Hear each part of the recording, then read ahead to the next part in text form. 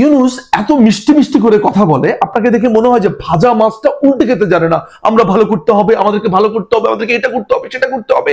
কিন্তু এই বদমাইশটাকে কখনো আপনি জিজ্ঞেস করেছেন, এই বদমাস, তুই ম্যানেজিং ডিরেক্টর হয়ে তোর বাপের কোম্পানিতে, যেখানে তোর 25% শেয়ার আছে, তুই টাকা দিলি কিভাবে রে?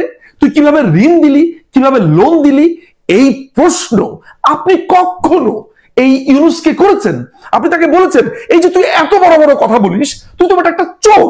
এমডি হওয়ার পর তুই তোর নিজের বাপের কোম্পানিকে টেনে তোলার জন্য গ্রামীণ ব্যাংকের দুস্থ গরিব মিসকিন যাদের জন্য টাকা দেওয়া হয় বাইরের থেকে, অনুদান থেকে, সেইখানে সেই টাকা তুই তোর বাপকে দিয়েছিস।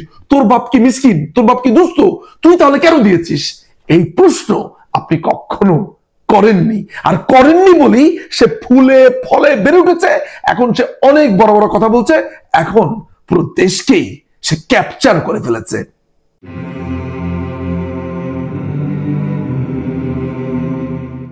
বাংলাদেশে গত বছর একটা আলোচ্য বিষয় বা আলোচিত বিষয় ছিল ইউনূসের বিরুদ্ধে মামলা, ইউনূসের বিভিন্ন দুর্নীতির ব্যাপারে অভিযোগ উত্থাপন।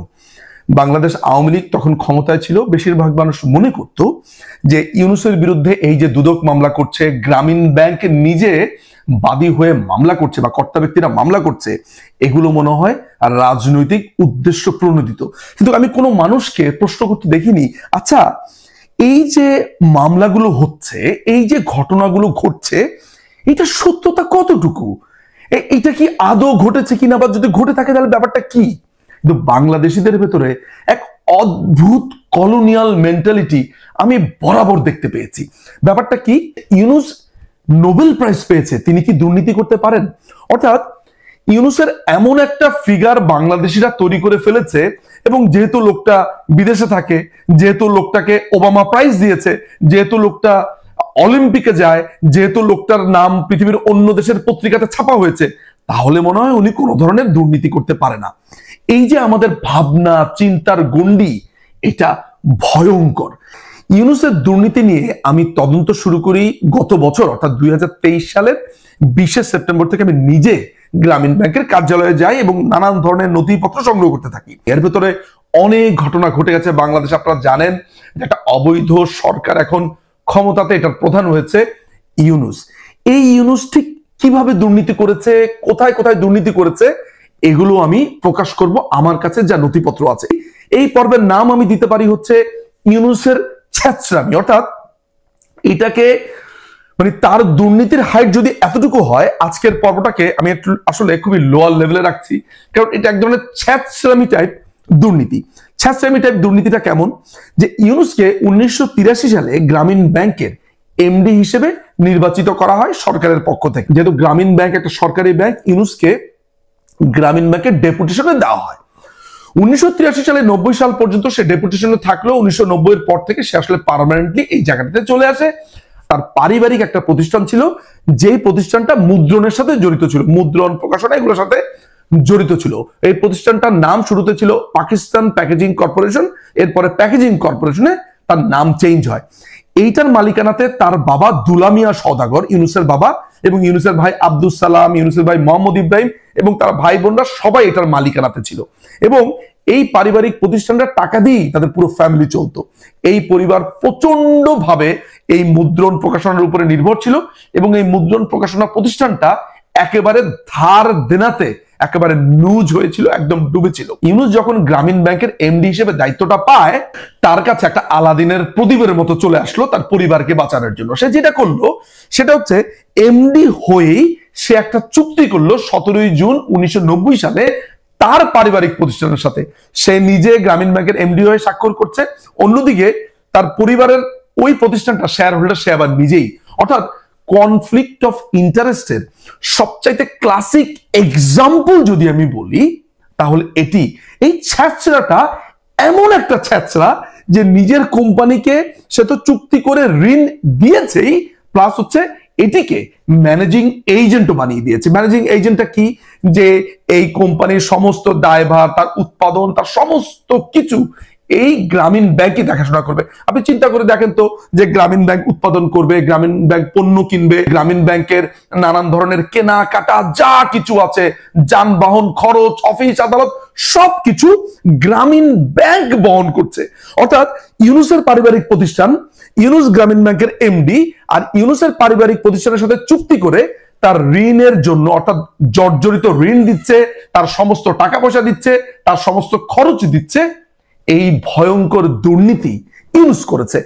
গ্রামীণ ব্যাংকের অর্ডিন্যান্স 1983 মোতাবেক ইউনূস কিন্তু কোনোভাবেই এই ঋণ তার প্যাকেজিং কর্পোরেশন লিমিটেড, অর্থাৎ তার বাবা এবং তার শেয়ার হোল্ডারের কর্পোরেশনকে দিতে পারে না। এই অর্ডিন্যান্সের 19 এবং 20 অনুচ্ছেদ যদি আমরা দেখি, তাহলে দেখতে পাই যে গ্রামীণ ব্যাংক অর্ডিন্যান্সে বলা আছে যে গ্রামীণ ব্যাংক থেকে যদি কোনো ধরনের ঋণ দেওয়া হয়, কোনো ধরনের সাহায্য করা হয়, বা যে কিছু যদি করা হোক না কেন, সেটা দুস্থ মানুষদেরকে, বিশেষ করে গ্রামীণ যারা নারীরা রয়েছেন, নারী উদ্যোক্তারা রয়েছেন, একটা পলিসি আছে যে কাদেরকে দিতে পারবে। সেই পলিসির কোনো জায়গাতে দুস্থের সংজ্ঞাতে কোনোভাবেই এই প্যাকেজিং কর্পোরেশন যায় না। অর্থাৎ গ্রামীণ ব্যাংকের নিজের যেই আইনটা ছিল, ইউনূস নিজে সেই আইন ভঙ্গ করে তার পারিবারিক প্রতিষ্ঠানে, যেখানে তার নিজের শেয়ার আছে, সেইখানে সে ঋণ দিচ্ছে তার পরিবারের ঋণের দায় থেকে ওঠার জন্য। ওই যে জনতা ব্যাংকে তার প্যাকেজিং কর্পোরেশনের ঋণ আছে, সেটির থেকে তার পরিবারকে টেনে তুলবার জন্য। এটি নিয়ে আপনি কখনো কোনো প্রশ্ন তুলেছিলেন? উত্তর হচ্ছে আপনি কখনো প্রশ্ন তোলেননি। এখন গ্রামীণ ব্যাংকে ফান্ড দিত কেন? বিদেশিরা ফান্ড দিত। আমি কয়েকটা ফান্ডের কথা বলি আপনাকে। যেমন নোরাট ফান্ড দিয়েছে, সুইডিশ সিরা দিয়েছে, কানাডিয়ান সিরা দিয়েছে, ইউএসএআইডি, ফোর্ড ফাউন্ডেশন। এরা ফান্ড, ঋণ নানানভাবে দিত, যে বাংলাদেশে যারা গরিব ব্যক্তিরা আছে তাদেরকে টাকা দিয়ে দেখাশোনা করা, তারা যাতে একটু ব্যবসা করতে পারে, তারা যাতে উঠে দাঁড়াতে পারে, এই জন্য বিদেশিরা অনুদান হিসেবে গ্রামীণ ব্যাংকে টাকা দিত। এই টাকাগুলোকে সাইড প্রজেক্টের আন্ডারে রাখা হতো। সাইড প্রজেক্টটা কি একটু বলে নেওয়া ভালো। সেটা হচ্ছে studies, innovation, development and experimentation, একটা প্রোগ্রাম ছিল যেটা পরবর্তীকালে বাতিল করা হয়, কিন্তু টাকাটা এসভিসিএফ নামে একটা ফান্ড গঠন করে রাখা হয়েছিল। এসভিসিএফ ফান্ডটা কি? সেটা হচ্ছে সোশ্যাল ভেঞ্চার ক্যাপিটাল ফান্ড। এই দুস্থদের টাকার যেই অংশটা, অর্থাৎ অনুদান হিসেবে যেটা পেয়েছে, সেইখান থেকে টাকা নিয়ে ইউনূসের পারিবারিক প্যাকেজিং কর্পোরেশনকে টাকাটা দেওয়া হতো।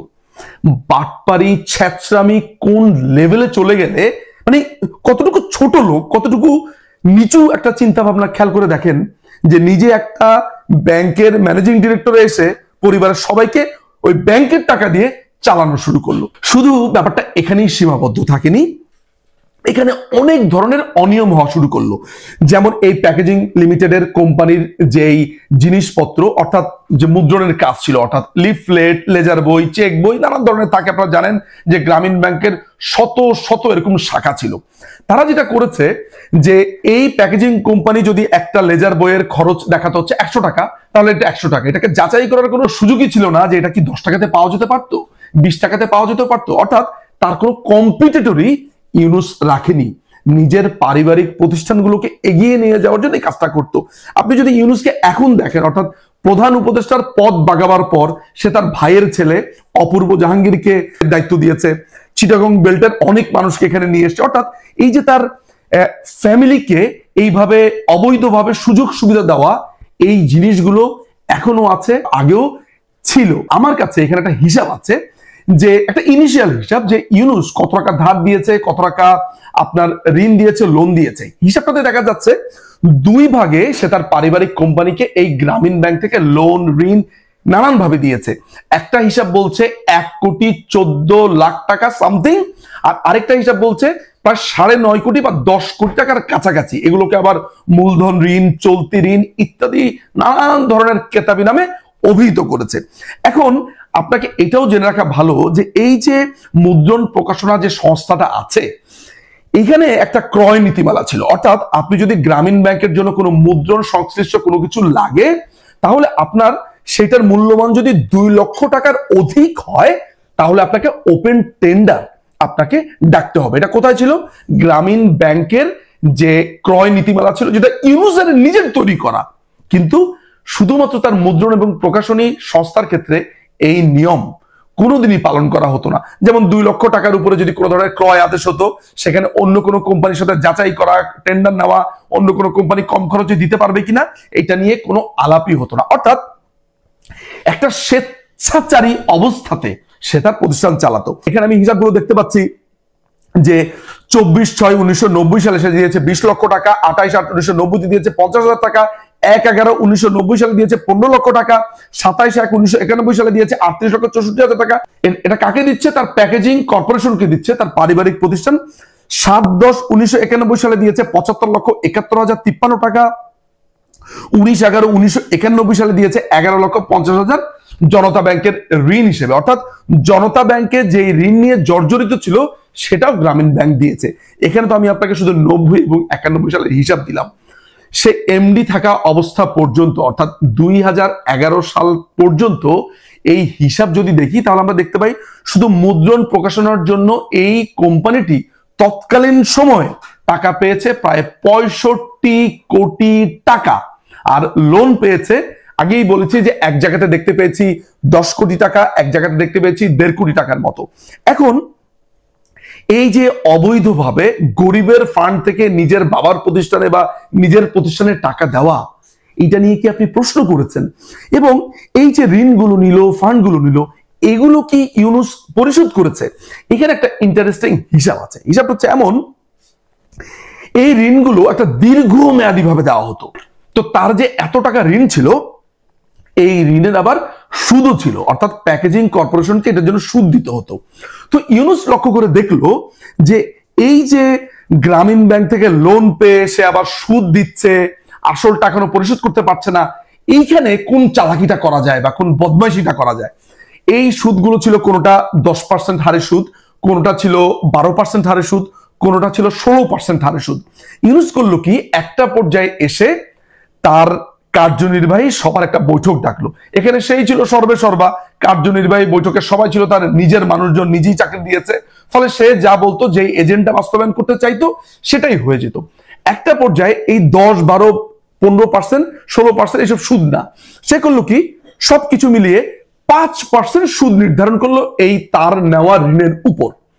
তো সেই হিসাব করে আবার বের করলো যে এর আগে সে যেই টাকা ঋণের টাকা পরিশোধ করে দিয়েছে, 5% সুদ নির্ধারণ করার পর সেগুলোকে সে রেট্রোস্পেক্টিভ ইফেক্ট দিল। সেটা কি জিনিস?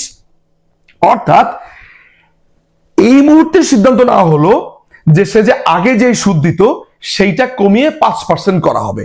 তাহলে সেটা কার্যকর হবে কবে থেকে? নিয়ম অনুযায়ী এখন থেকে, অর্থাৎ এখন নির্ধারণ করা হলো। কিন্তু সে করেছে কি, এই 5% সুদের ব্যাপারটা সে রেট্রোস্পেক্টিভ ইফেক্ট দিয়ে আগে যে পে করেছে সেইটার মধ্যেই সে ঢুকিয়ে দিল। ফলে সে দেখালো যে অলরেডি তো আমি আগে সুদ দিয়ে দিয়েছি, যদি 5% হয় তাহলে আমি অনেক টাকা বেশি দিয়ে দিয়েছি, এখন আর আমি কোনো টাকা দিব না। তো গ্রামীণ ব্যাংক তখন হিসাব করে বের করলো যে সে যেই টাকা দিয়ে দিয়েছে সেই টাকার মধ্যে মাত্র 7 লক্ষ টাকা বাকি থাকে, কিন্তু আদতে হিসাবে বাকি থাকে কোটি কোটি টাকা। কিন্তু সুদ পুনর্নির্ধারণের কারণে ইউনূসকে মাত্র 7 লক্ষ টাকা দিতে হয়, এবং এইভাবে সে তার পরিবারকে নানানভাবে আর্থিক সুবিধা পাইয়ে দিয়েছে।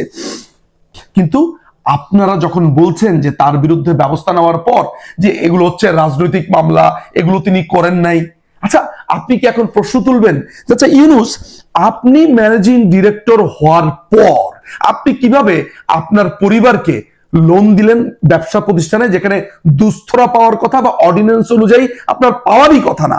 আপনি কিভাবে এই কোম্পানি থেকে ঋণ নিয়ে ঋণের সুদ 5% করলেন?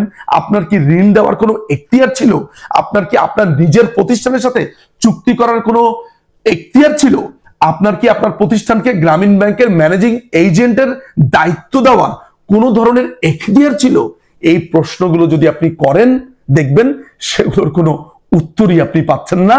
অর্থাৎ এই যে আমরা বলছি ফ্যামিলি ডাইনেস্টি, পরিবারকে সুযোগ পাইয়ে দেওয়া, এই দেওয়া সেই দেওয়া, এই নোবেল লরিয়েট বলে যাকে আপনি বলছেন, 1990 থেকে সে এই কাজ করে আসছে। এবার বুঝলেন তো সে কেন গ্রামীণ ব্যাংকের এমডি থেকে সরতে চাইতো না? আঠার মতো এই চেয়ারে সে লেগেছিল, কারণ সে জানে গ্রামীণ ব্যাংক হচ্ছে তার টাকা বানানোর মেশিন। এইখান থেকে সে তার আর্থিক সুবিধা, নানান ধরনের সুবিধা সে পেত বলেই এখান থেকে সে সরতে চাইতো না। তার এই দুর্নীতির কথা বা প্রথম দুর্নীতির কথা আমি আনলাম। সামনে আরো অনেক দুর্নীতির ইস্যুস আসবে। সে পর্যন্ত ভালো থাকুন, সুস্থ থাকুন। অনেক ধন্যবাদ।